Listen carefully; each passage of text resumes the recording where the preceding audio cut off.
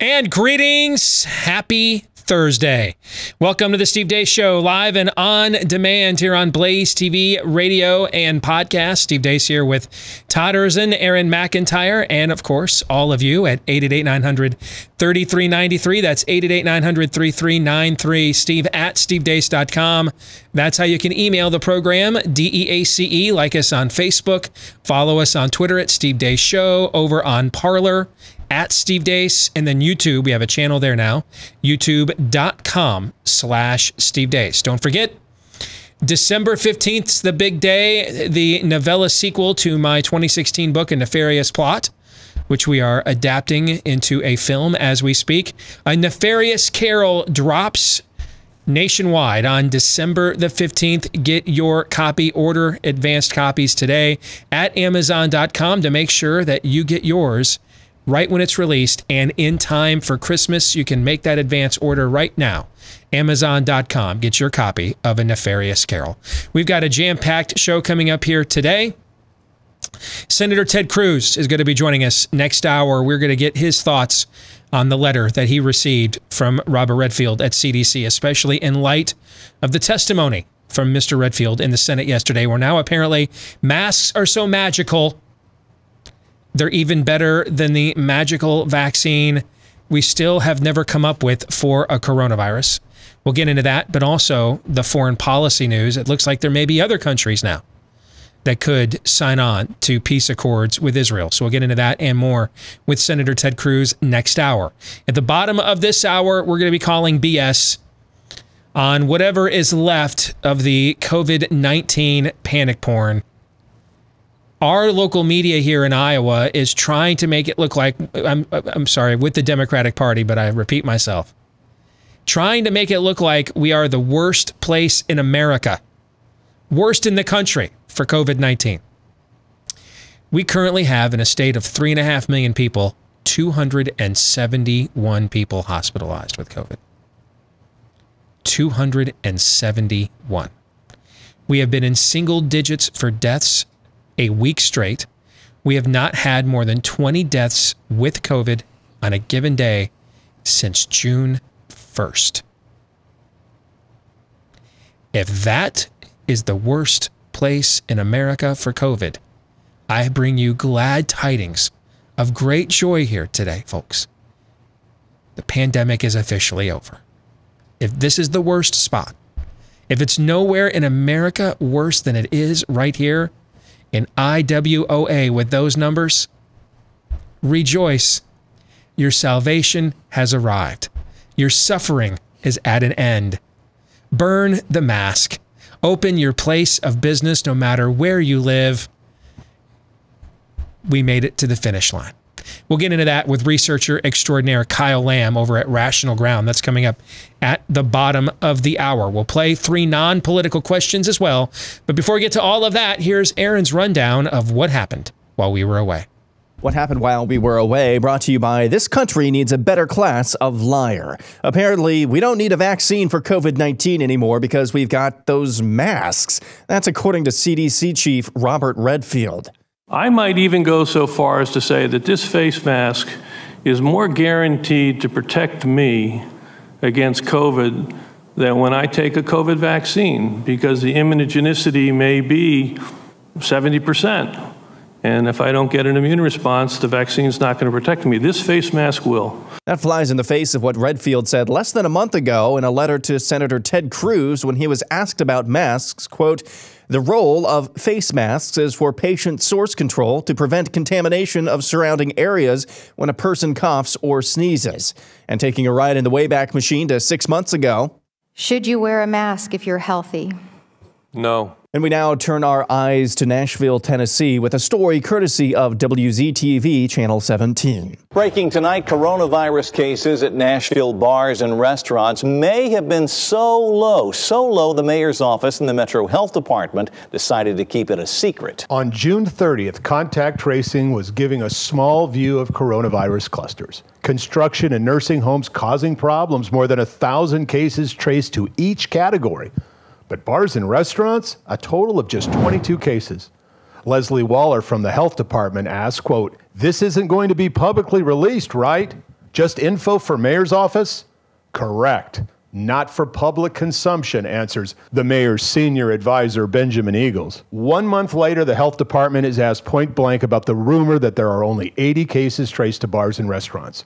Tennessean reporter Nate Rao asks, quote, "The figure you gave of more than 80 does lead to a natural question. If there have been over 20,000 positive cases of COVID-19 in Davidson and only 80 or so are traced to restaurants and bars, doesn't that mean restaurants and bars aren't a very big problem?" Metro Health Department spokesman Brian Todd asks 5 Metro Health Department officials the question, "Please advise how you recommend I respond." The name at the top of the response is clipped off, but you may find the answer unacceptable. Quote, "My 2 cents, we have certainly refused to give counts per bar because those numbers are low per site. We could still release the total though, and then a response to the over 80 could be, quote, because that number is increasing all the time and we don't want to say a specific number." Neither the health department or the mayor's office would confirm the authenticity of the emails.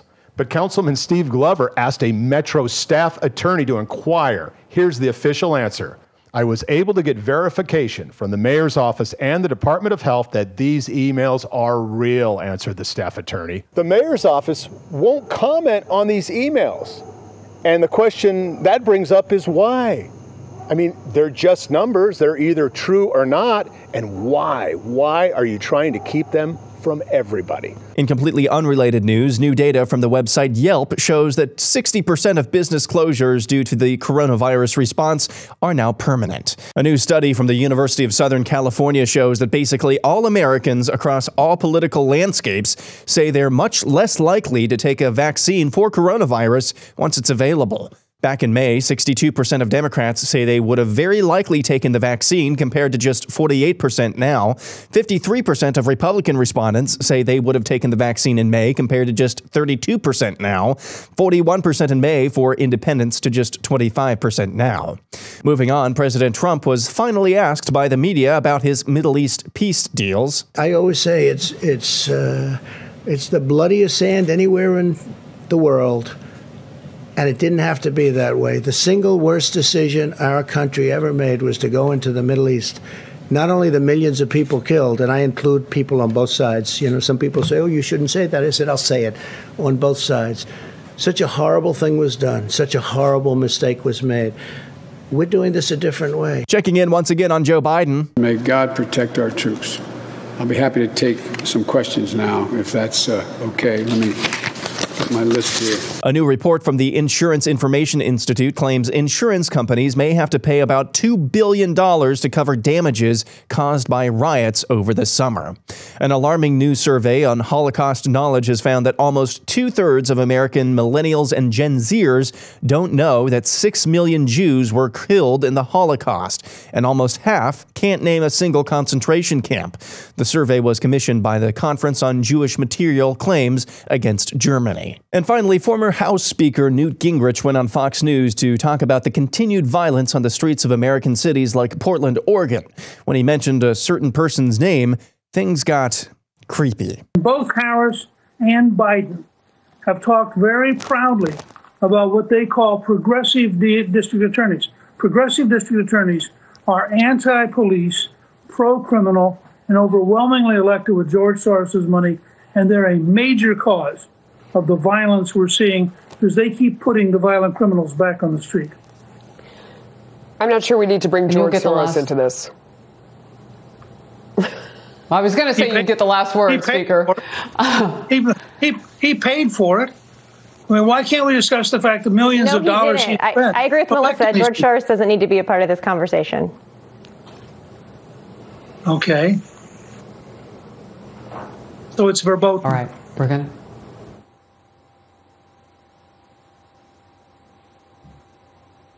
Okay, we're going to move on. A historic day at the White House. And that's what happened while we were away.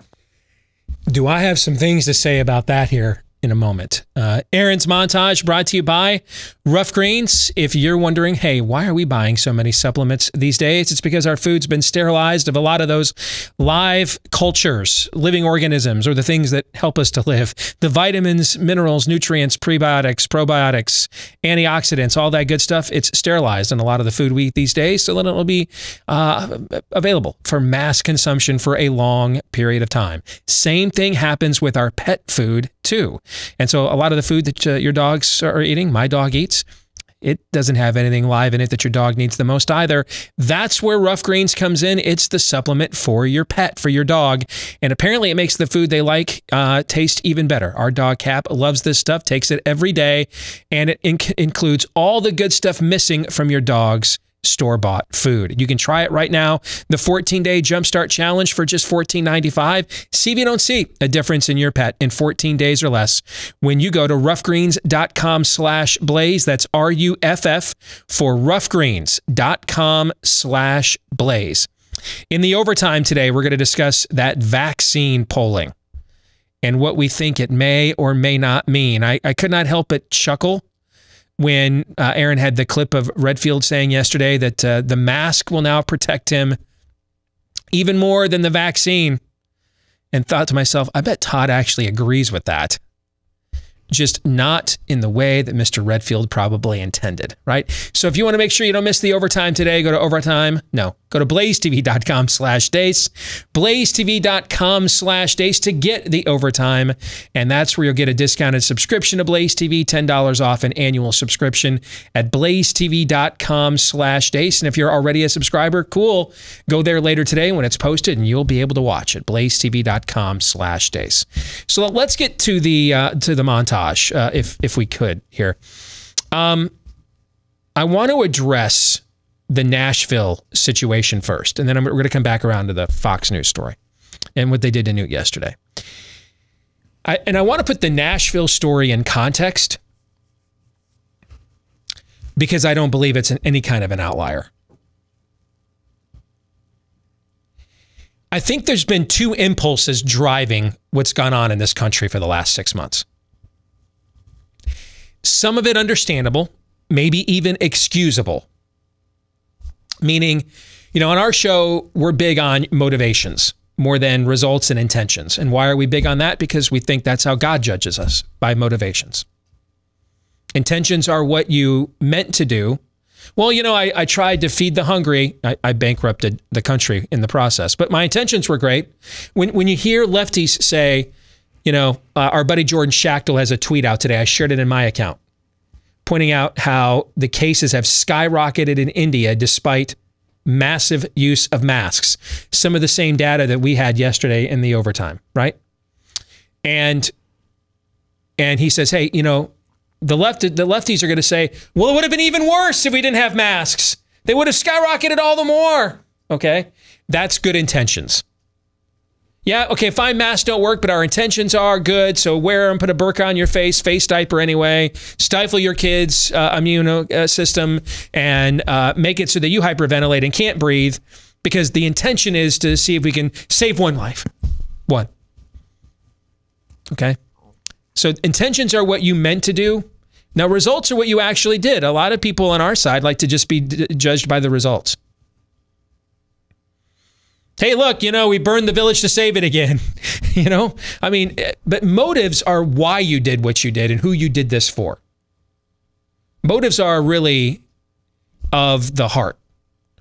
Intentions are often driven by emotion, and results are often just driven by what I would call cold-blooded logic, or the removal of any sort of spirit of the law, and we're looked only at the letter of it. But motivations get to a question of the heart. Kind of that whole choose ye this day whom you will serve thing, right? Okay. Mm-hmm. The first thing that's happened the last 6 months, I believe, is out of a sincere or politically justifiable motivation. At first, we don't know what we're up against, and we're concerned. The worst thing to happen would be to take it, underestimate it, take it lightly, and have it be far worse than we ever thought. And it's a little bit like when you play the outfield in Little League. they teach you that when the ball is in the air, your first step is what? Back. Because it's easier to run up than it is to run back, right? If you misjudged it, you can run at full speed to catch up to it, as opposed to backpedaling. You can't do that. The mistake in front of you is still in front of you. That's exactly right. And you keep the ball in front of you, which is the #1 rule of fielding a baseball. Keep the ball in front of you. Right. So let's overestimate what we think the problem may be, because we don't know yet what the problem is. We can't trust China's data. We can always, a few months from now, we can always fix it far more than if we're way wrong and we undersold it and far more people die than we thought. We can bring the jobs back, but we can't bring people back, right? Okay. That's a somewhat that's a very justifiable sentiment. And then there's a somewhat politically justifiable motivation. The polls were greatly in favor of panic 6 months ago, 5 months ago. And ultimately, these are your public servants. And if the overwhelming sentiment is in one direction, most of them are going to serve you, even if it's maybe not necessarily what they agree. That's the point of that's how the political process works, right? That's one thing. All right, so we had a sincere motivation and then a justifiable political motivation drove some of what we've seen for the last 6 months. Some. And as the time has gone on, as we went into April into May, and then May into, especially when we got into June and July, the percentage of this that was driven by justifiable motivations to then what became driven by the thing I'm going to talk about here in a minute. Whatever the scale was, maybe justifiable was here, and never let a good crisis go to waste was here. It's about right here now. Never let a good crisis go to waste is way up here now, like the Statue of Liberty holding a flame. Okay, and justifiable fear, and I'm going to follow the political polls is way down here now. It's like toe jam. Okay, this is it's like 199-1. This is driven now by politics. Because I think you have to consider what's like the driving economic industry in the city of Nashville. What's Nashville need more than anything else, that city? Tourism. Tourism. If you're the mayor of Nashville, in most other settings, would it be in your political, would it be in your political well-being to be seen stifling the tourism industry in your city? No. No. No, it would not.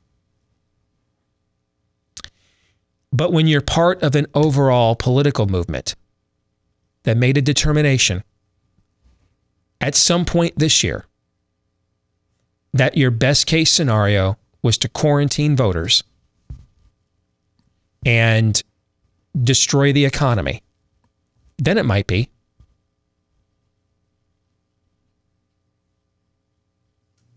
Because if that's not the motivation, well, Steve, you just said he doesn't. It doesn't pay for him to destroy the tourism industry. You're right. So since they had these numbers all along, why did he keep doing it? Right. Right. They had these numbers all along. Then why keep doing it? Why keep doing it then? I'll give you a motivation. That's the plan. That's the plan. Can't have your college football, can't have your tourism, can't have your Disneyland, can't have your bars, can't have your movie theaters. That's the plan. The plan is to keep you as miserable as we possibly can. And it's hard to go and spray buckshot of angst. I'm going to do something I rarely do. I usually am one to deflect credit even when I think I deserve it, but because it's going to illustrate the point I'm going to make, I'm going to take some credit. You want to know when the worm really began to turn on the Big Ten football thing? Two things happened. Donald Trump picked up the phone and called Kevin Warren, and whether that phone call was productive, it doesn't matter. It put the commissioner of the Big Ten on a spot he's never been in before. The heat on him rose even hotter than it already was. The other thing happened was we gave Big Ten football fans a singular villain. So you can't email big10coaches@gmail.org. Who's reading that? You know what I'm saying? If you're mad at 100 people at once, you'll get nothing done. Because they can deflect the blame, hide. Well, it wasn't. What they can all 75 of them say it wasn't me. You'll never get to the one that it actually was. But when we gave them a singular villain, the president at the University of Michigan, Mark Schlissel, and I played a role in that. When we gave them a singular villain, that changed things. I'm doing interviews across the country on Sports Talk Radio now. I'm on Sirius XM talking about this.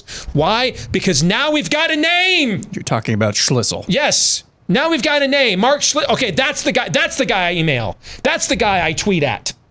That's the guy that I copy out, that I go to his Facebook page and say, what in the Sam Hill is this? I've got one place where I can, singular place where I can channel my angst and frustration. Playing a game of leverage. Yes. I can't leverage 14 Big Ten presidents at one time, but I can leverage one of them. Sure as hell I can. Can leverage one, right? Yeah. Okay. Can I leverage 435 members of the House of Representatives at one time? No. No.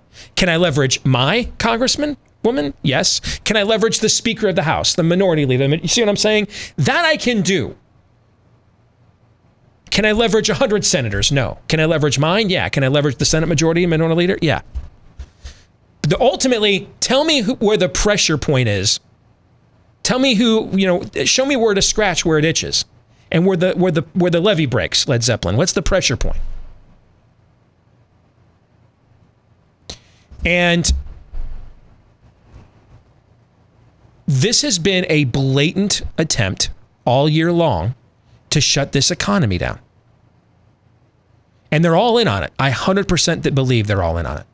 It's the plan. I just don't... Tell me what you think is more likely. That the Democratic Party in America made this their singular plan, or they all just happened to end up on team lockdown coincidentally. What do you think is more likely?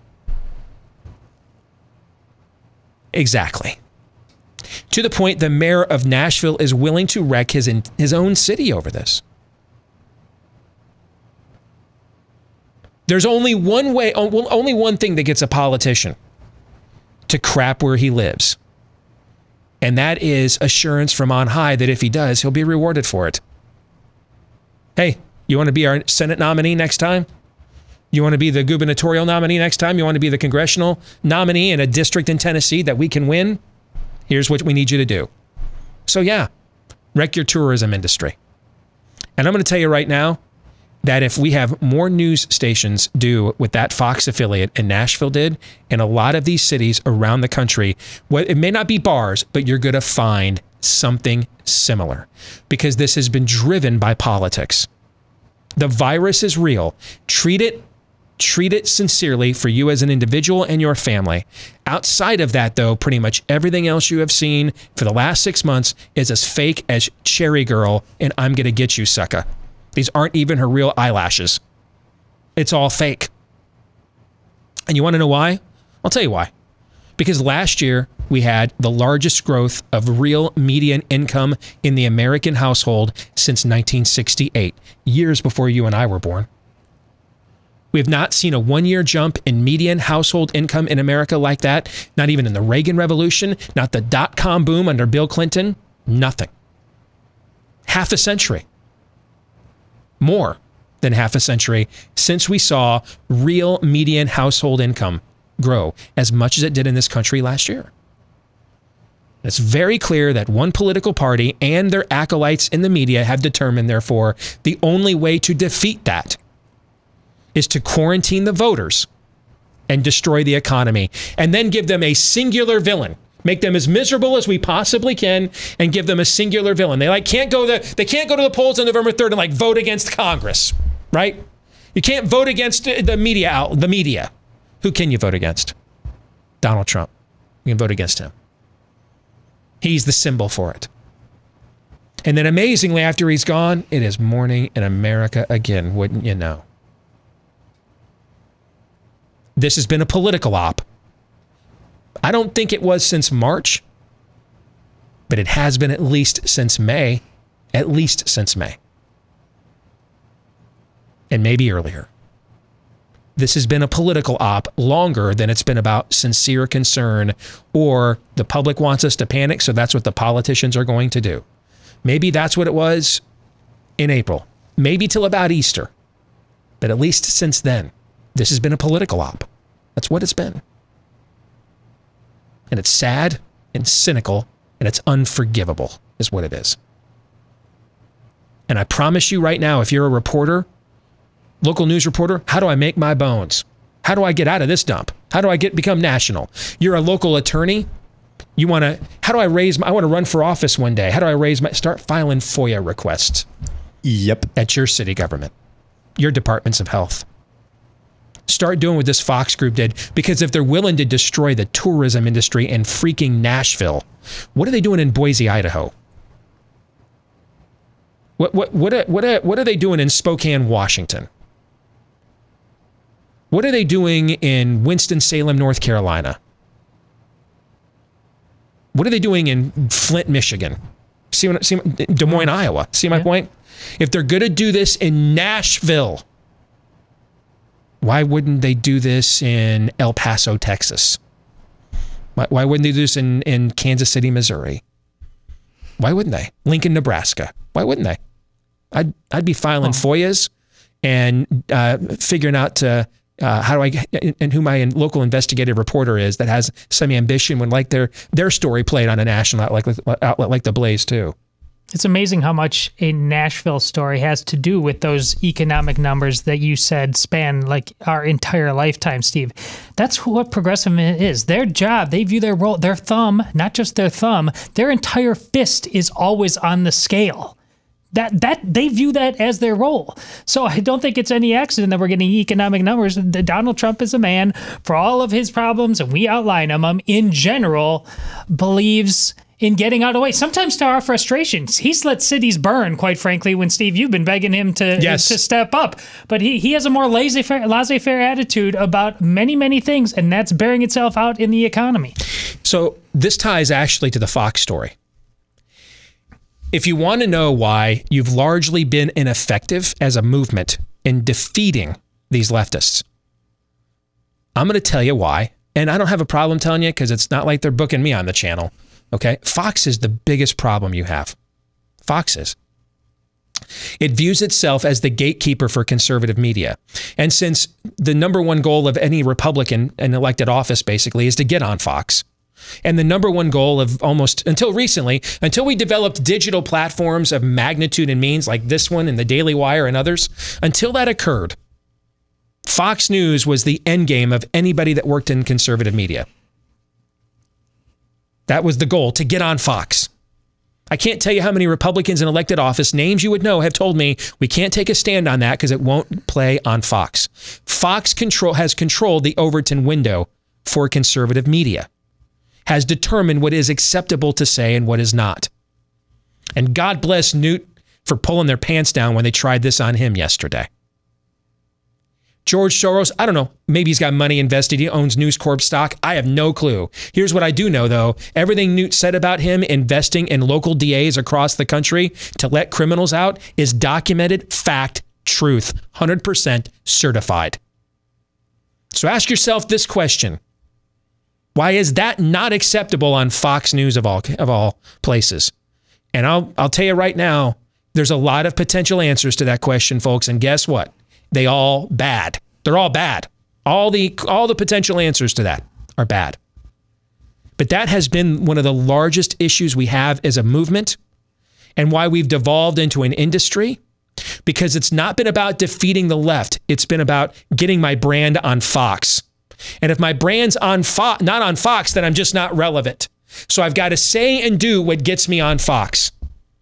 You want to do something about that? Promote more viable competitive entities like this one here at The Blaze, doing the work that Fox News won't let you do anymore unless your name's Tucker Carlson and they have to put up with you because your ratings are so sky high. But yeah, you want to know why leftists get away with the stuff like they do they tried in Nashville? Because Fox has often stood in our way of doing a damn thing about it.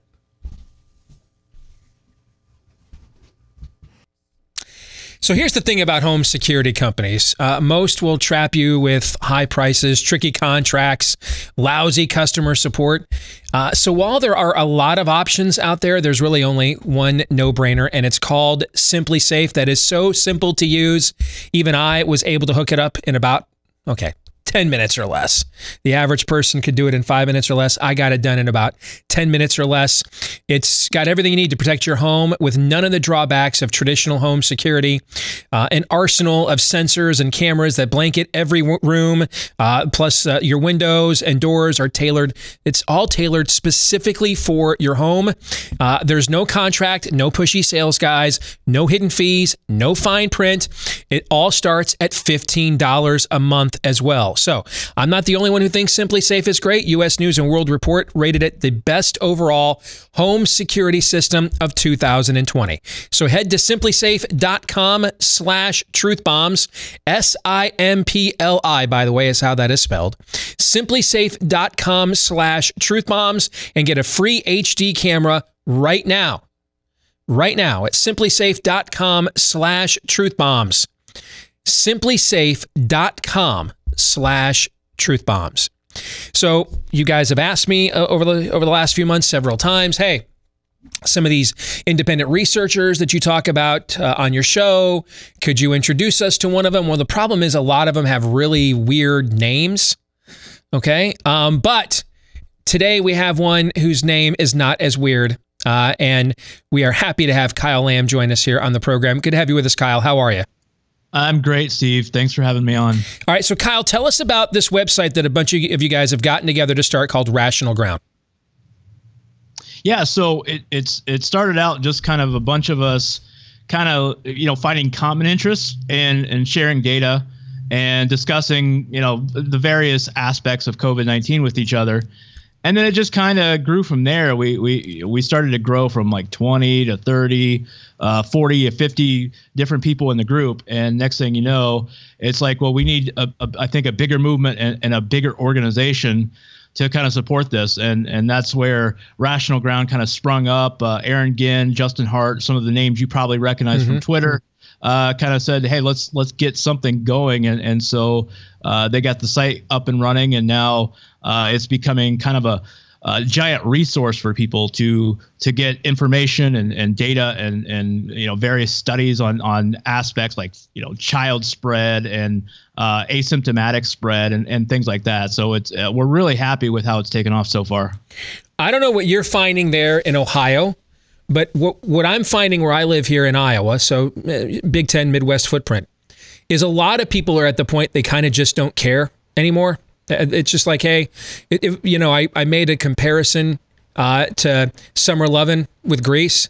Hey, that whole thing with Sandra Dee was great in the summertime, but I got to get back to Rydell High, man. Okay, I got to graduate, got to get back with my gang. Okay, so hey, the panic porn and it's the end of the world. It was cute in May and everything else, but I can't afford to have the kids home from school. Those unemployment checks ran out. All right, so we had fun, but time to get back to real life. I kind of sense that's where a lot of Americans right now that aren't in the Corona Bro or Karen cult, even if they think people like you and I are nuts, they're just like, I just can't afford to even contemplate any more open sobbing from your governor, Mike DeWine, any longer. Are you seeing that in Ohio?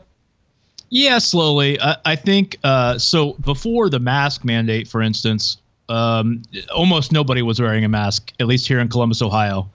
And then as time went on with the mask mandate, pretty much everybody was wearing a mask. There were very few people not complying with it. But I've seen the last several weeks, I think it's gone from, like, if you go to Walmart, for instance, you probably, where before it was maybe 99% wearing masks, even though Walmart tells you you're supposed to, I would say now it's probably down to about 70-75%. And the ones that aren't really getting any trouble from the people that are. You're not seeing a lot of Karens come in and get in their faces and yell at them for it. So I think people are starting to lose interest, and I think some of that might be the efforts of people trying to say, here's what the science actually says, and some of it is just like you said. I think they're just getting tired of it. But I've definitely seen a change here over the past several weeks. So to that end, what is the biggest lie the average American is being told about COVID-19 right now? Well, I think that it's extremely dangerous to people that are younger and healthier. I think we know it's mostly killing the older, and not just the older, but it's also killing people that have underlying health conditions.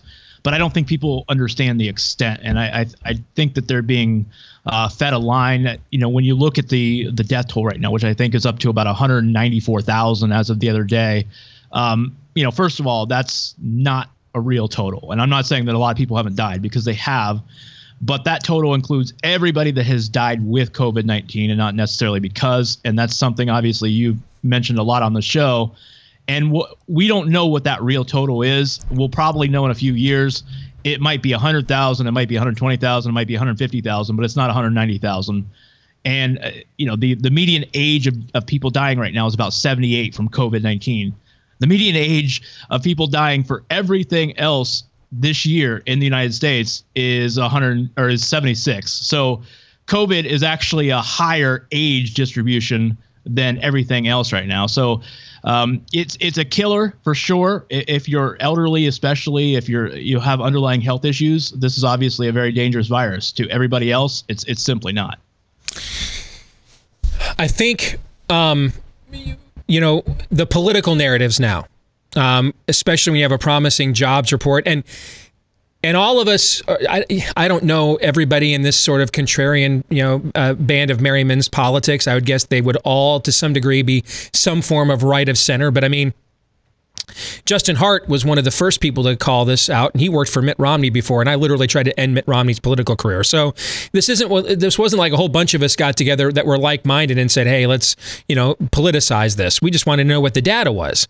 But now that we're within 50 days of the election, there's no way to avoid it being politicized. Here in my home state, we've got Democrats in the media claiming that our state's the worst in America for COVID. So I went and looked at some of the numbers this morning. We have 271 entire hospitalizations in our entire state of people with COVID, 271.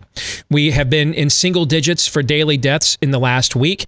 We have not had more than 20 daily deaths in Iowa since June 1st. If that's the worst state in the country for COVID-19, then the epidemic must be over then, Kyle, if that's the worst in the country. Yeah, I know you saw this. I tweeted out last week. Right now, in the entire country right now, there's about 9 current hospitalizations per 100,000 people. 9 out of 100,000. And to give some context, this year in a light flu season, at peak, we were probably over about 30, maybe 40 hospitalizations per 100,000. So we are not even a third of what it was like at peak during a light flu season right now. So like you said, in my mind, the data shows it's like, hey, there is no reason why we shouldn't be returning to normal. Maybe not all at once, but the data suggests that like this thing is, at least for right now, is pretty much over, or it's almost over. And I think we should be opening things up, and the Nashville bar situation is just one more reason why we don't have trust in our government leaders right now.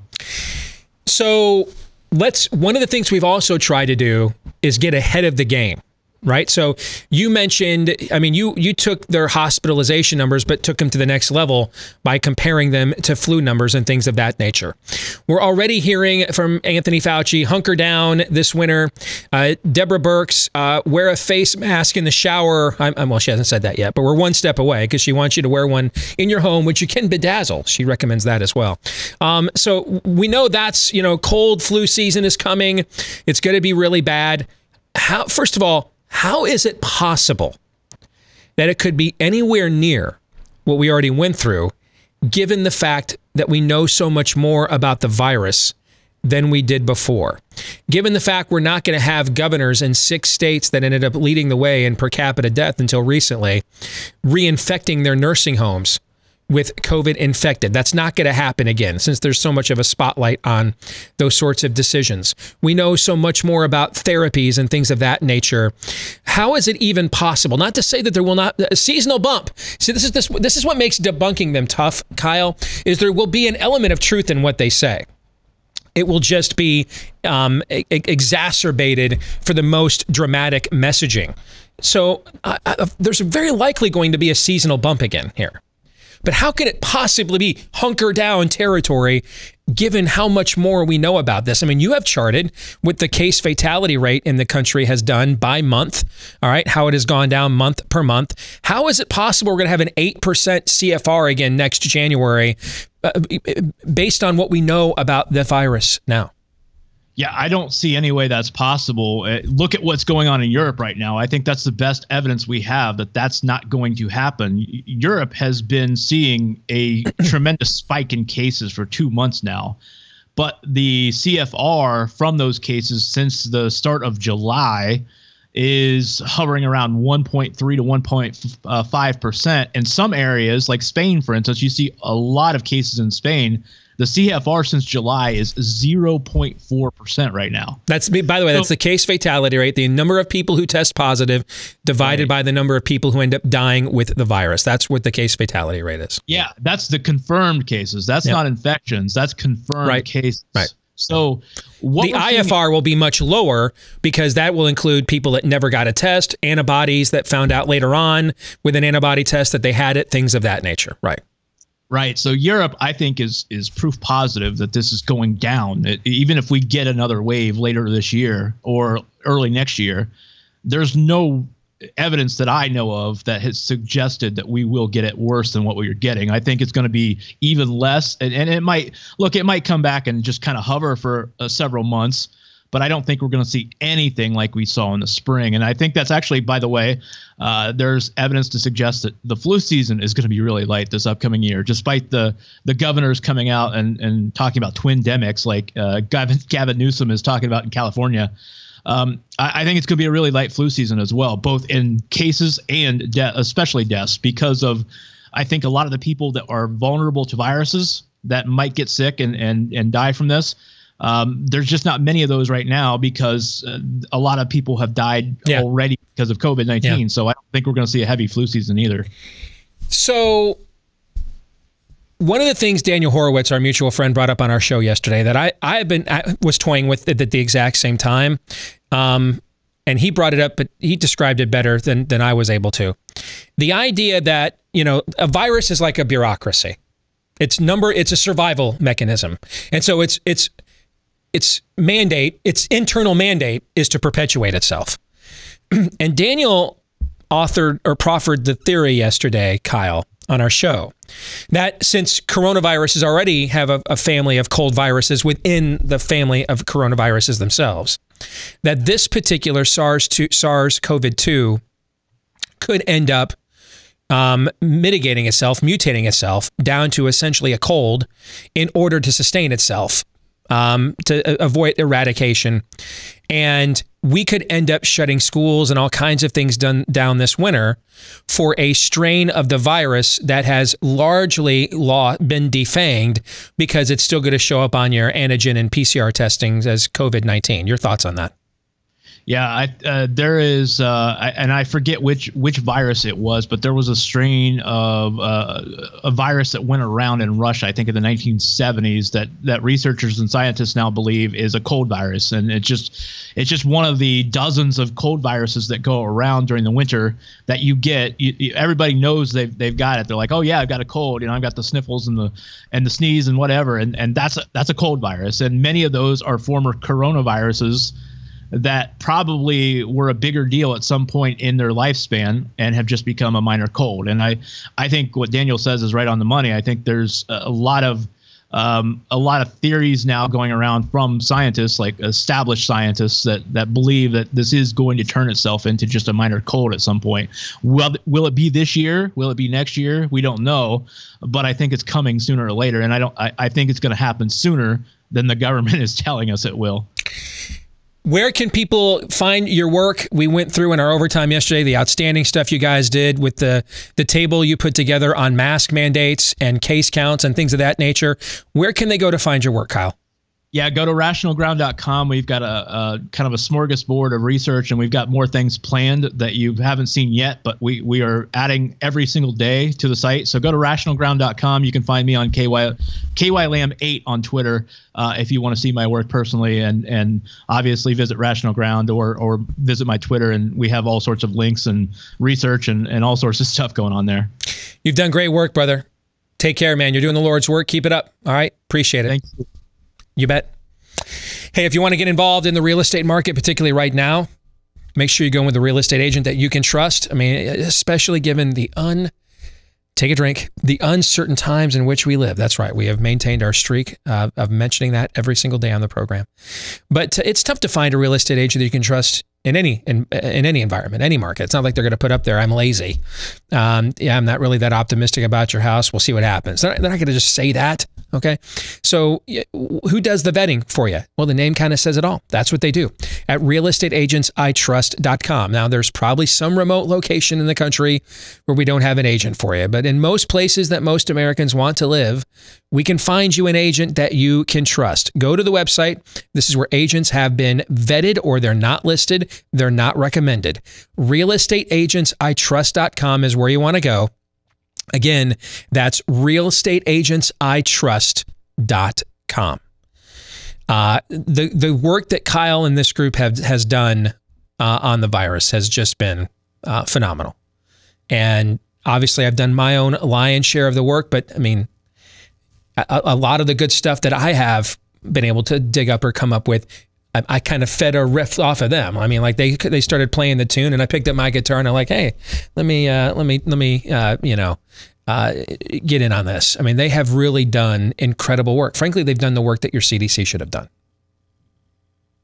Except your CDC has spent the year, for the most part, doing something else. What that is, I don't know, but I have my suspicions of what it is. Also, they're doing the work that journalism should have done. Don't let them off the hook either. This is real journalism. And while Rational Ground and others like it, they can't replace the CDC. They are the future of journalism. I hope they plug ahead, not just on this issue, but in others, because we are all hungry for a replacement. Amen to that. Texas Senator Ted Cruz, he's going to join us here next when we return on Blaze TV, radio, and podcast. Next. And we are back with Hour 2, live and on demand on Blaze TV, radio, and podcast. Good Lord. If only the audience had been here the last 5 minutes. I mean, the stuff I want you to know, I'm risking my life for you. I've got a bee allergy. We've got wasps again in the studio. They just sprayed a few days ago. Yeah.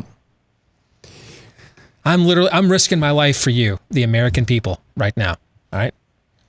This is literally me laying it on the line, man. Laying my life on the line for all of you. Steve@stevedeace.com is how you can email the program. Like us on Facebook. Follow us on Twitter @SteveDeace over on Parler @SteveDeace. Check out our new YouTube channel as well. YouTube.com/SteveDeace. And if you are a podcast listener, please, you never know. This could be it. The wasps could get me today, and that might be it. This could be your last chance to give me a 5-star review, boost my fragile ego, hit that subscribe button wherever you choose to podcast from. This is your last chance, maybe. It could be, to give me the affirmation I so desperately desire. Please do so. It will please our bosses here at The Blaze as well. Joined now by Texas Senator Ted Cruz. He is with us here on Blaze TV, radio, and podcast. Good to see you, Ted. How are you? I'm doing well, and Steve, let me say I congratulate you on breaking news and really underscoring a new terrorist tactic from Antifa, which is to release killer wasps in the studio. You clearly have them rattled, and they're coming after you in a pretty frightening way. Well, apparently the murder hornets were real. We're learning that right now, yes. Since you brought up Antifa, it was not on my docket to ask you about, Ted, but you brought it up. Earlier today, the director of the FBI said they are not a terrorist organization, but an ideological movement. What's your view of that? I'm tired of the FBI saying that. They keep saying that over and over again. It's politicized and it's inaccurate. We have seen, I chaired a hearing in the Senate. I chair the Constitution Subcommittee of the Senate Judiciary Committee, and the entire hearing was on the right peaceably to assemble and how we've seen were peaceful protests across the country that have been taken over by radical and violent terrorists that are engaged in assaulting fellow citizens, firebombing police cars, burning and looting stores and small businesses, murdering police officers and Antifa. We went through in considerable length the evidence that Antifa is an organized national terrorist group with cells regionally divided. And I still think the FBI is not treating it with the seriousness it needs to be. And I have, for 2 years, been calling on the Department of Justice and the FBI to designate Antifa as a terrorist organization, and they stubbornly refuse. I mean, it seems to me, if you want to believe in a Wahhabist interpretation of radical Islam, and you want to blog about death to Israel and Yemen, or you want to talk about how much the United States is the great Satan in some desolate, remote part of Saudi Arabia, you're an ideological movement. When you start hijacking planes, though, and flying them into towers to kill innocents, you have moved beyond ideology to action then. And so if that action is not terrorism, like the acts that you just described, the looting, the rioting, everything else, if that's not terrorism, then exactly what is terrorism then? That's exactly right. And you know, you and I both saw the clip where Chris Cuomo was on TV, and he asked, where is it written that protests have to be peaceable? Right. And of course, it is written in the text of the First Amendment to the Bill of Rights to the United States Constitution, the right of the people peaceably to assemble. I mean, that's right there in the text. And everyone has a right to speak. You have a right to protest, but you don't have a right to hurt someone else. And when you cross that line and engage in violence, you should be arrested, you should be prosecuted, and you should be put in jail for a long, long time. And as we see the lawless anarchy playing out in Portland, as we saw before that, the Chaz Autonomous Zone in Seattle, it's the direct result of Democratic politicians who are acting as apologists for these radical leftist Antifa and Black Lives Matter groups that are engaged in violence.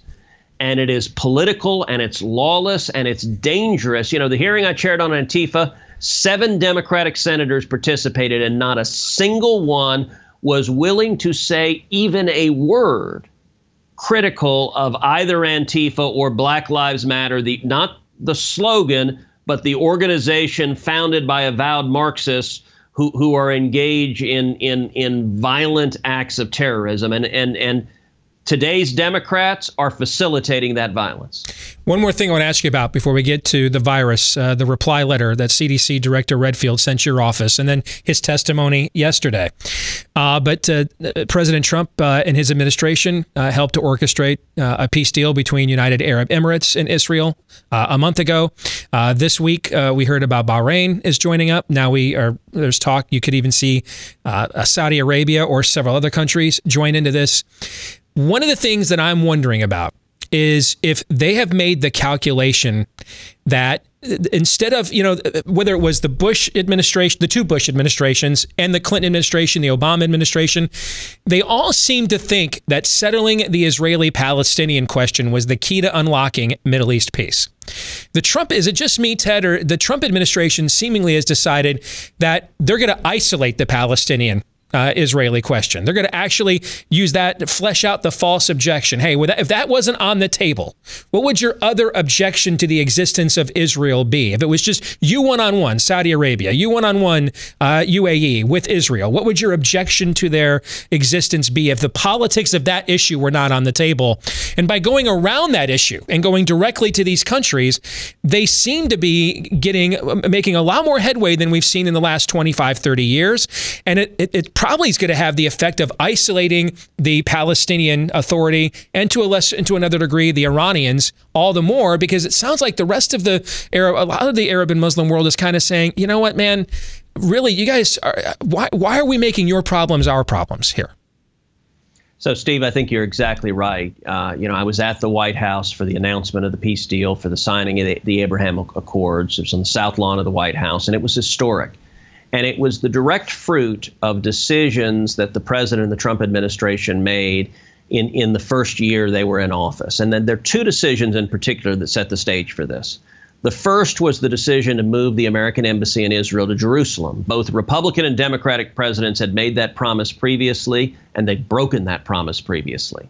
In the Trump administration, there was a big debate about whether to do so. Both the State Department and the Defense Department opposed moving the embassy. I made the case directly to the president repeatedly that we should move the embassy. And, you know, one of the arguments that they used against moving the embassy is they said if we move the embassy, it will make Middle East peace harder.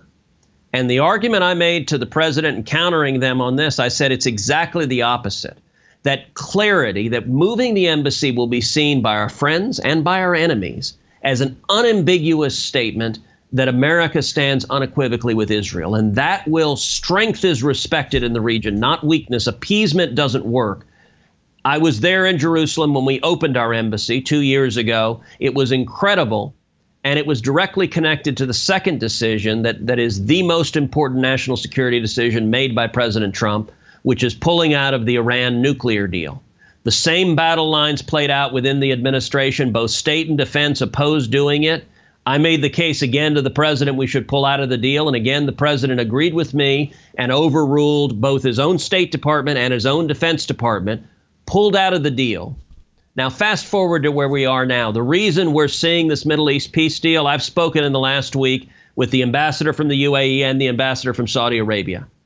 Both said almost the identical thing, which is that they are taking steps forward. UAE is normalizing relationship with Israel. Bahrain is normalizing relationships with Israel because they want to be America's friend, that they want to stand with America. And it's clear to them that making nice within Israel, making friends with Israel, normalizing relationships with Israel will improve their relationship with America. That's why they're doing it. And it's the direct result of strength and clarity and the strategic ambiguity that the Clintons pursued, that Barack Obama pursued, that Joe Biden would pursue, is what produces more conflict in the Middle East, whereas clarity and strength we're seeing is producing peace in the Middle East.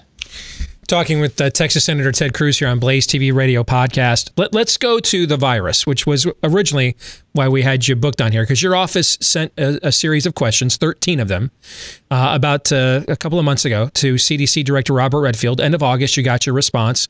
You guys were kind enough to let us share those answers with our audience on the show earlier this week. And I want to give you kind of an anecdotal conversation I had yesterday with Tyler. He is one of our grand poobahs here at the Blaze. And he sent me, he lives in Texas, obviously. That's where the Blaze corporate offices are. So he's one of your constituents. And he sent me yesterday a link to the dashboard of the Texas Department for Health, that they had just taken a huge backlog of deaths going back weeks, months, and dropped them on the log yesterday. So it looked like you guys had a massive spike in deaths for COVID-19 in Texas when it appears the Sunbelt wave is pretty much over in your part of the country. And he's like, why are we doing this with our data? This stuff is killing us. And I said to him, I go, here's the thing I think we should consider. And I want to get your response to this because I think it'll lead into the conversation you and I will have about the Redfield back and forth. If this thing had not been politicized, if it had not led directly to public and draconian public policy, what businesses are essential, whether you can leave your home, if you're in Michigan, can I plant a garden? Okay. If it had not led to these kinds of draconian public policies, like we had a really bad flu season, as you know, Ted, in 2018. People like you and I didn't sit around watching the data come in real time. Like we didn't know, like on April 15th, if they were counting flu deaths from January that they just finally coded. And no one cared to know because it wasn't relevant to know how the sausage was made, because I wasn't asked to shut my life and business down because of how bad the flu season was. Meaning that this process may always be like this. It's not corrupt. It's just never been politicized to this extent. So we had no reason to pay attention to it. How much of that do you think is factoring into this? That really things on a medical level aren't being handled much differently than they probably otherwise would be with normal outbreaks. But given the draconian public policy associated with this, we are just simply not prepared from a data standpoint to satisfy people's curiosities when their lives are basically threatened on not just medically, but also from a socioeconomic perspective by the virus. Look, I think that's a fair point, and it's an important point. You know, I remember I used to have a former boss of mine who told me early on when I was just starting my career. He said, never blame on malice what can be explained with incompetence. And listen, it's just life is hard and complicated.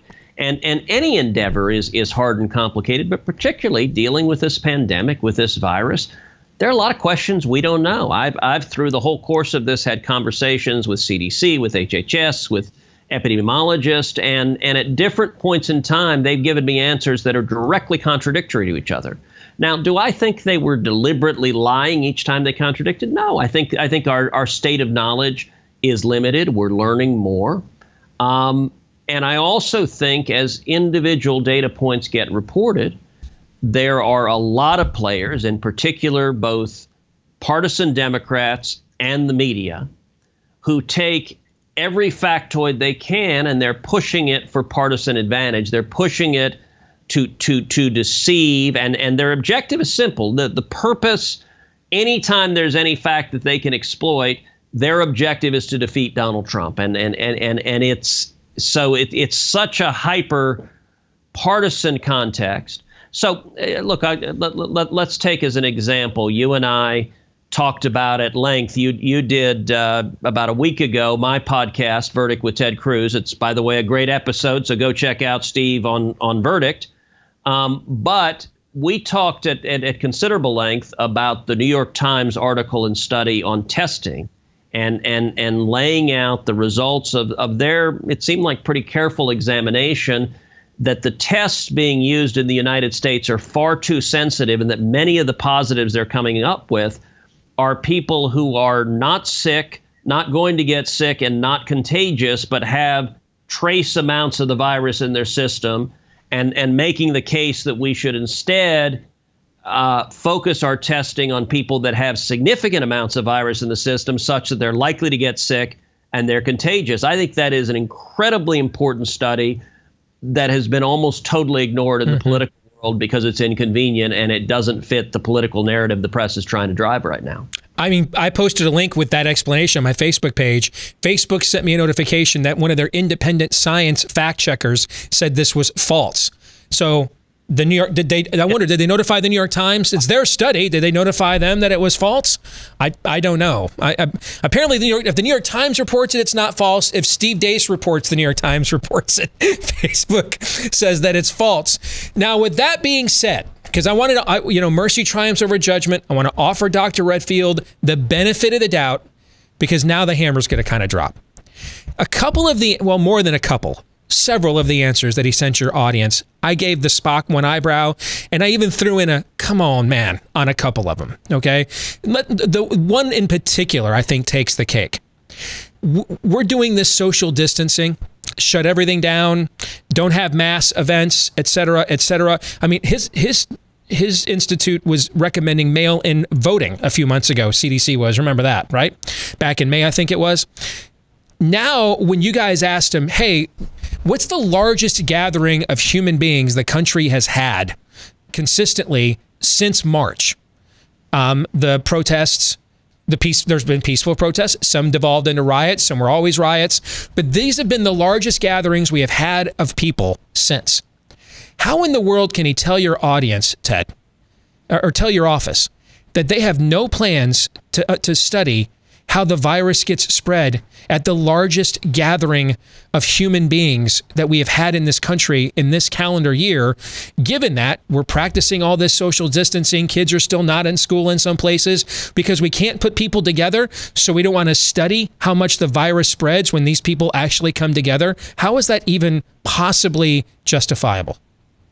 Well, as you know, the discussion about this virus is so wildly politicized. I've joked, since this virus originated in China, it must be a communist. It's very woke, and it knows enough that if you have a political gathering of Republicans, then the virus is going to devastate everyone there. But if you have a protest, the virus is woke enough that it doesn't affect people there. I mean, it's ludicrous. It's obvious that what's going on when someone says that, it's not science, it's politics. They're not pretending to engage in science. One of the things I've urged pastors to do that are operating in jurisdictions that are trying to shut them down, or places like California that mandate no singing, is simply recharacterize their church service as a protest against the devil. And, you know, say, okay, we're protesting again. And the double speak and hypocrisy is obvious from the left. Now, listen, my view, there are some on the right who say all masks are terrible and this is all not real. I don't believe that either. I think it's a serious disease we need to treat seriously and take reasonable steps to slow the spread. But we need to reopen the economy and get kids back to school and open up churches and stop the massive restrictions on liberty that are destroying millions of lives and jobs. You mentioned masks. In the letter he sent your office, he said masks are not intended from a COVID perspective to protect the wearer. All right, it's to stop you from droplets from coughing and sneezing from unloading on the people around you, right? Yesterday, he went to your place of work and said, so August 25th, he writes your office a letter that says masks aren't intended to protect the wearer. He shows up on September 17th at your place of work in the U.S. Senate yesterday and says, masks are going to protect me from COVID even more than the vaccine. Again, listen, you're the Ivy League educated guy, all right? I mean, I went to a public school and flunked out because they didn't give degrees for playing Super Tecmo Bowl, okay? Can you explain to me how on August 25th they don't protect in a letter to a U.S. Senator, I say they don't protect the wearer. I then show up to the U.S. Senate, though, and say they're not going to protect me if I wear one so much, they'll even do better than the vaccine will. Can you help a guy who barely made it out of community college? Can you help me figure that out, please? Look, the answers are contradictory on their face. To give him the benefit of the doubt, he might have been saying, and I didn't see exactly what he said. He was not testifying before a committee on which I serve. But I didn't see exactly what he said, but he might have been saying, if it is right that a mask someone else is wearing limits the transmission or slows the transmission, he might have been saying that having other people wear masks keeps me safe. I don't know if that's what he said. I'm just trying to it's either directly contradictory or that's what he was saying. And, you know, my view on whether masks work or not, I've seen people who have lots of degrees and seem to be really smart doctors and scientists. I've seen them give answers on both sides of that question. I don't know. I'm a lawyer. No one would come to me. But that's the point. Isn't he supposed to know? What are we paying him for? I mean, he doesn't know. He doesn't know. To be fair. To be fair, maybe he's supposed to know. I mean, he has a hard job as head of CDC. This is a pandemic we haven't dealt with before. This is a virus we haven't dealt with before. For example, I've had CDC tell me, you remember back in March, right when this was starting, I interacted with a person at CPAC who tested positive and was sick. And CDC at the time told me that if I was asymptomatic, that I didn't need to worry about it, that I couldn't pass on the disease, I didn't need to quarantine. And I went ahead, you remember, I self-quarantined anyway. And look, part of it is the job I have in the Senate representing 29 million Texans. I didn't want to take a risk with someone else's health and safety. So I just said, look, out of an abundance of caution, I'm going to stay home for 14 days. And I didn't get sick, but it was what CDC told me in March was exactly and directly contradicted by what they told me in April and what they said subsequently. And part of that is I think they don't really know, and they're trying to figure out how to fight this virus. And I give some credence to these are difficult questions to figure out because this is a new medical challenge combating the virus. I wholeheartedly agree. And this is the final thing I'll ask you about. I think, though, when we're going to say we have to change, you know, Yelp had a study out yesterday that showed 60% of the businesses that we've lost are not coming back. I'm sure you have seen the story that the Fox affiliate in Nashville has uncovered where their Department of Health there was just literally lying about the impact bars. It was less than 80 cases. They were claiming it was thousands of cases from bars, and they just shut down their tourism industry in Nashville basically over something that just simply wasn't true. You know the case of Shelley Luther in your own home state, for example, that drew national acclaim. At some point, when does the other side of the equation enter in here, Ted? You know what I'm trying to say? Yeah. Well, as you know, I went and got a haircut from Shelley, and so quite deliberately to make a statement. Look, I think we ought to approach things with common sense.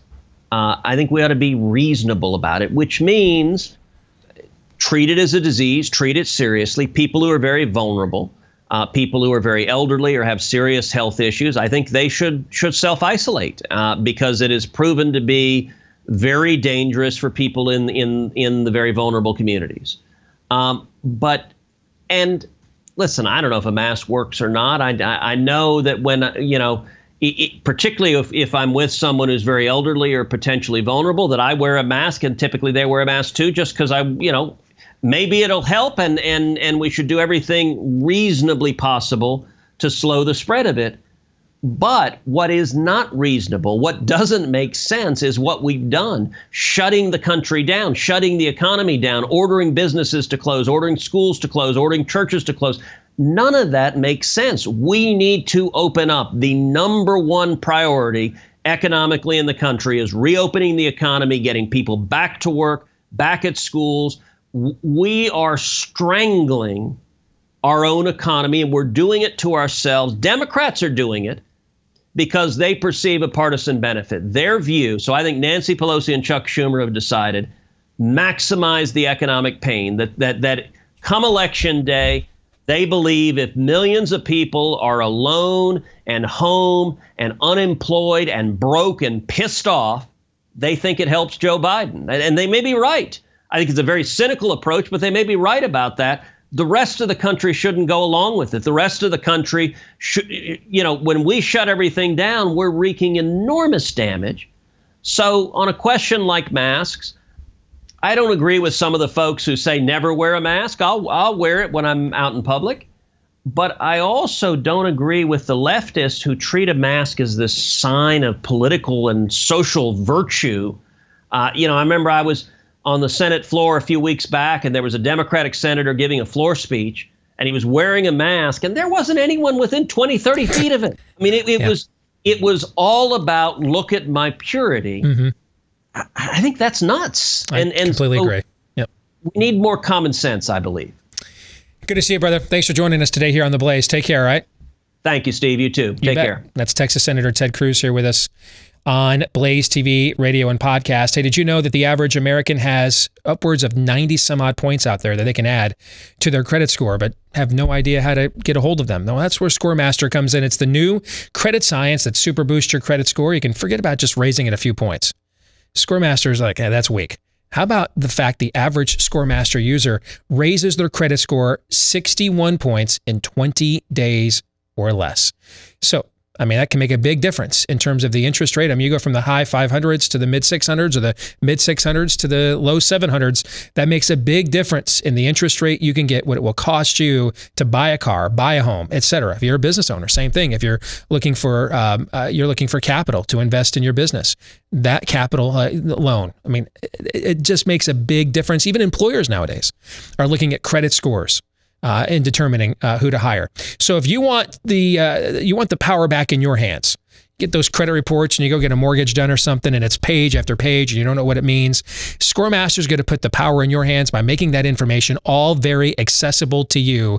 And if you want to try it out right now, enroll in minutes, see how many points you can boost your credit score as well. Go to scoremaster.com/Steve, just like it sounds, scoremaster.com/Steve. Gentlemen, your thoughts on the conversation we just had with Texas Senator Ted Cruz. Easy for me to say. When it comes to masks, one, there is an entire almost continent of people who have had a mask-wearing culture, and that would be the Asian continent. I mean, you see pictures, almost ubiquitously over the last decade. You see pictures over there. You don't even know why they're wearing a mask. You just figure it's because there's a lot of people and it's really crowded. There's an entire culture of that you would think there would be some data on prior to this particular pandemic that we could study. So I reject the notion, kindly, I reject the notion that Redfield, the people making our decisions as far as the public policy response to this virus. I reject the notion that we just had no clue about the efficacy of masks. Secondly, as well, we have our trial now. We have our trial, and we have had our trial for a while. It's yesterday's overtime. It's that tablet on rational ground, and that's just one of many examples. Do masks work? If you would expect masks to work, then you would expect to see a decrease in cases, or at least a plateauing of cases. Instead, we're always left with the unfalsifiability fallacy when we inevitably see a takeoff in cases in a place that has a mask mandate. It would have been even worse. It would have been even worse. Unfalsifiability fallacy again. So, this gets all the way back to we're just flinging stuff against the wall to see what sticks. Yeah, see, this is the difference. The idea, like, listen, what Ted said. I've got somebody who's elderly, sick.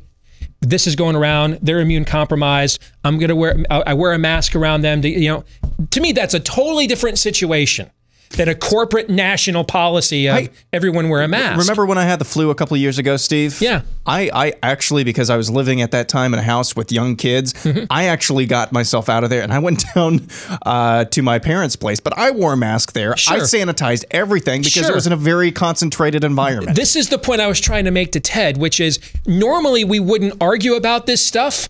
But the fact that it's all been politicized, and you're telling me I can't shop at Walmart, I can't go anywhere, I can't keep my business open, close my bar. Well, now I need a different threshold now other than does something kind of work. If masks work, then why can't I go to a football game or do any of the other things? Especially outside. Yeah. Yes. All right, we'll come back, play 3 non-political questions next. Man, that mask mandate that the French put on their people, that's kicking ass and taking names, man. 10,593 of them, in fact, because that's how many new cases France reported yesterday. 10,593. So you're saying there's a chance? I'm saying, hey guys, it would have been more. It would have been 10,594 if they weren't wearing masks, right? Yes. Let's get back here to 3 non-political questions brought to you by Rough Greens VitaSmart. Hey, make sure that your pet has real food. Now, how do you do that? Well, unfortunately, a lot of the food that you're going to buy in the store these days has a lot of the stuff that your pet needs the most taken out. Same thing that they do with our food. That's why we take so many supplements these days, right?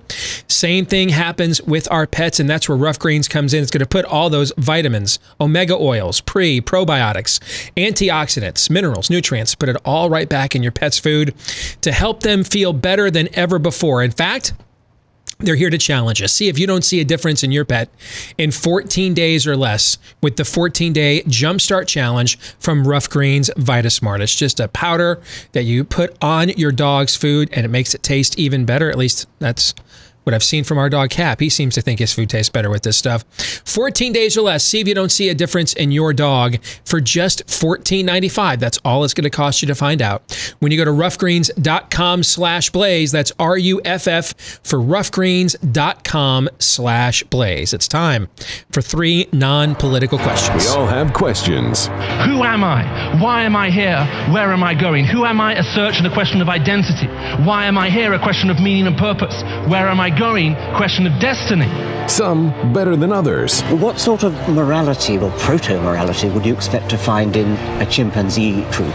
Injecting some levity into the demise of Western civilization. It's 3 questions on the Steve Deace Show. Fun story when you said at the top of the show, 3 non-political questions coming up later today. You know what my thought was? Ah, crap. Of course it was. And then about 12 minutes into that Ted Cruz interview, ah, crap. So we're going to get 3 lame. What's your Mount Rushmore open-ended questions? You know that's coming, right? All of these have to be open-ended. We've got less than 20 minutes to fill. They have to be open-ended. They can't be yes or no questions.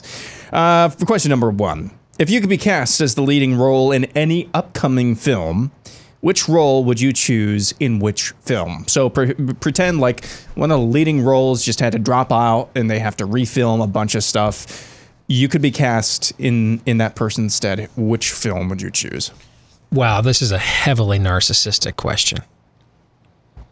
Which means, Todd, this should be right in our wheelhouse, right? I can do this. All right, you go ahead. No, well, do you know what's upcoming? That's the problem. Well, you can think of Marvel movies, all that kind of stuff. That's what I was thinking about. I don't have to think of anything that's actually happening, Aaron. Yeah, something that's actually happening. Yeah. Well, I don't know what's actually what movies are coming out. Did you literally just say I don't know what's actually happening? I don't know when movies are happening. Yes. Please provide for those, since we do happen to work in the current events business. A total lack of a total vacuum of knowledge. Yes. Whenever don't ever just blanket say I don't know what's happening. Just specify it to a particular arena, if you would, please. Yes. I haven't been in a movie theater in like a year at this point, so I don't know what's going on. Let's see.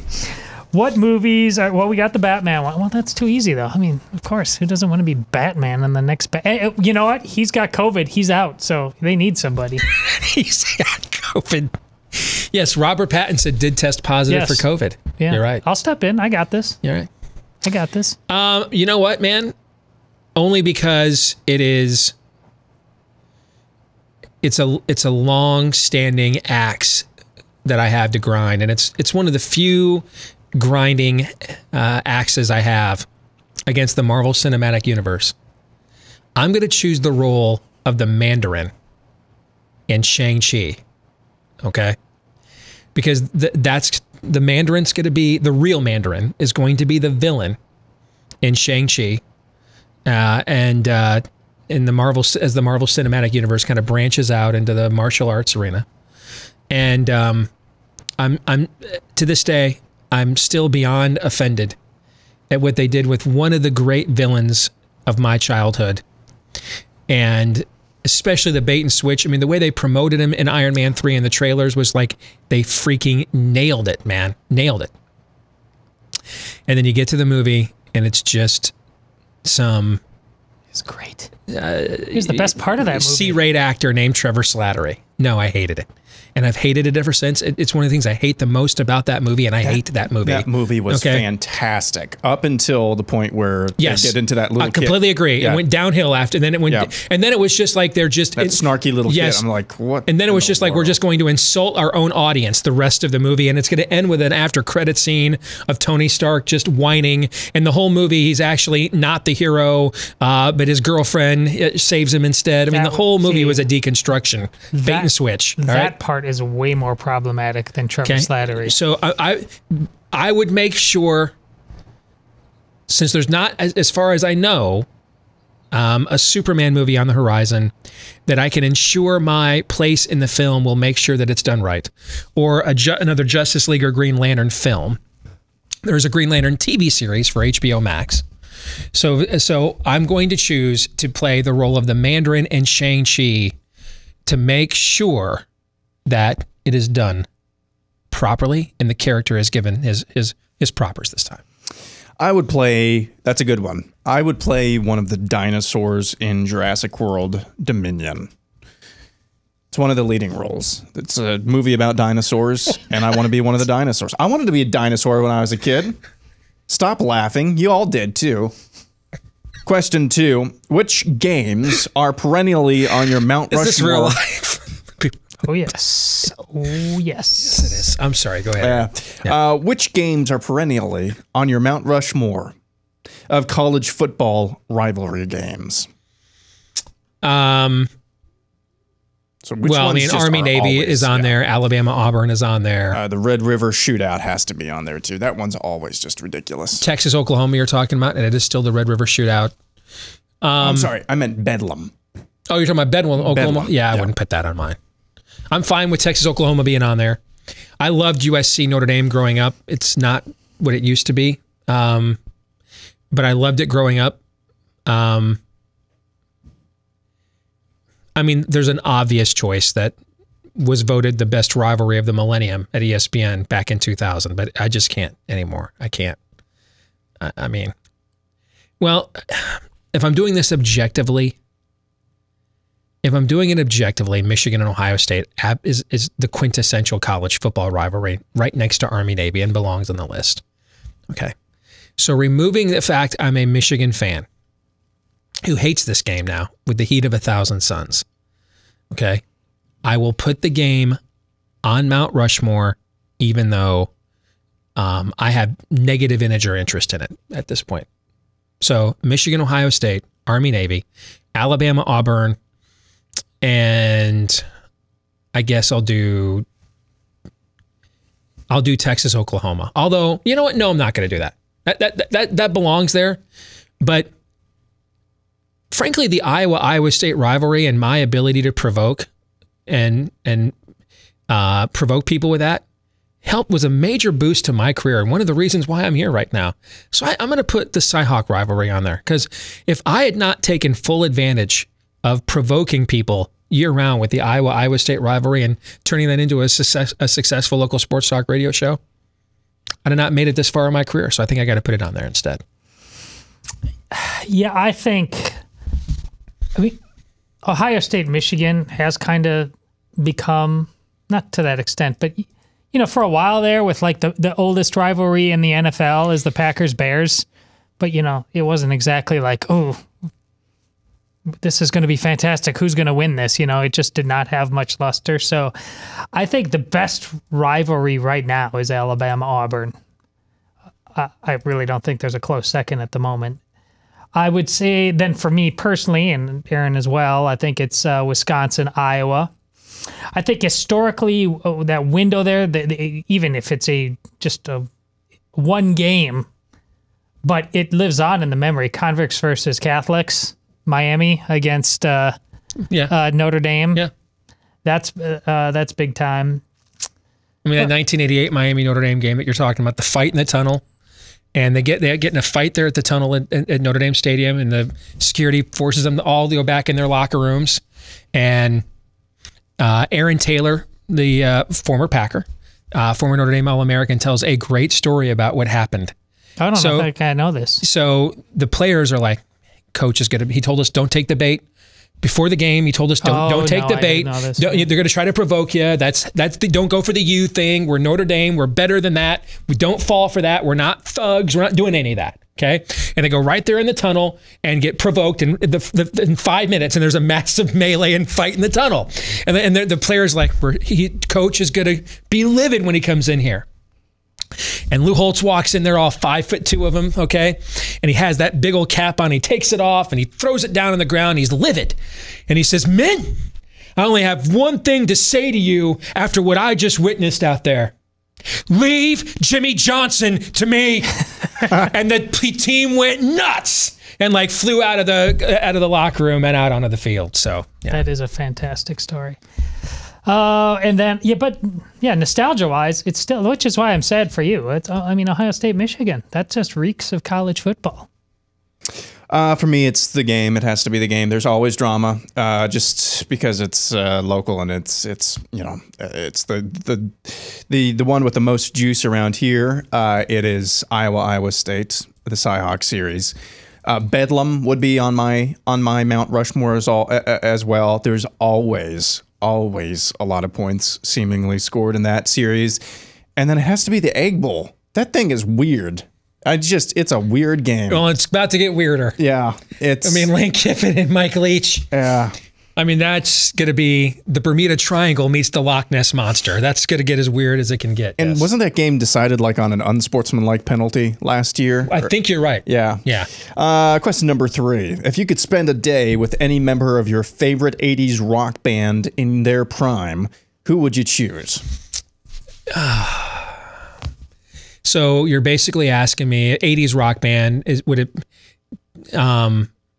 I know U2 started in the 80s, but I think the Joshua Tree's in the 80s. So you're asking me would I rather hang out with Bono, John Bon Jovi, Simon Le Bon. I will own it up, man. Yeah, I was a big Duran Duran fan in the 80s. So Simon Le Bon, can't believe I still remembered his name. John Bon Jovi, Bono, Steve Perry, although most of their best music was actually in the 70s, so we won't count him. Brian Johnson. That's AC/DC. Okay, so you're basically asking me which of those 4 individuals would I rather hang out with. If you would have asked me this question prior to 2003, my answer would have been John Bon Jovi or Brian Johnson. I don't think I'm permitted to give that answer now, particularly for the reasons I probably would have given it. Your great Augustine quote, Lord, make me chaste, but not yet. Okay. So I will give the most politically correct answer that I can to this question. And I will choose Bono. Yeah, that is the easy one. But would you, that's with our knowledge now. Like, can we try to get in our, what would we have done at the time? I would have hung out with Brian Johnson and John Bon Jovi. And I'd have been like, what's his face in Blazing Saddles? Hey, where are the white women at? That's what I would have done. That's what I would have done. Yeah. I don't know if it, Sammy Hagar? That's another good one. But again, for unlawful carnal knowledge, there's really only one reason to hang out with him, right? Yeah. I mean, there's only one way to rock, brother. I hear you, though. Gee, well, Guns N' Roses crew? They were not one of my favorite bands. I think they're dramatically overrated. Oh, that's... I mean, dramatically. That's dramatically overrated. You're the guy who stood in line for Mariah Carey instead of that, so you did not get... No. No, everybody out there agrees with me. She's like the greatest selling female artist of all time. Dude Code is enforced. That is... No. And a hell of a lot hotter... What? Than that's your Slash. That's your... Yeah. That's your musical bar? Hell of a lot hotter? When you're 19, it's one of them. You bet it is. Yeah. No, Guns N' Roses. I mean, the combination of Appetite and then the double album is... Plus, man, I'm asthmatic, strong. man. They all smoked like chimneys. I could not hang out with that crew. Are you kidding me? Plus, I'm Contact emphysema. I need is that to a thing? Elevate your game. I really do at this moment. Plus, I'm asthmatic. Todd's like, I got to find out what the wife's doing right when we're done here. All right? You're killing me, Smalls. You feel like you just read a Dan Wilkin column at USA Today, don't you? You did say that out loud. I think for me, like most of these people in their prime seem like they would have been just terrible people to hang out with.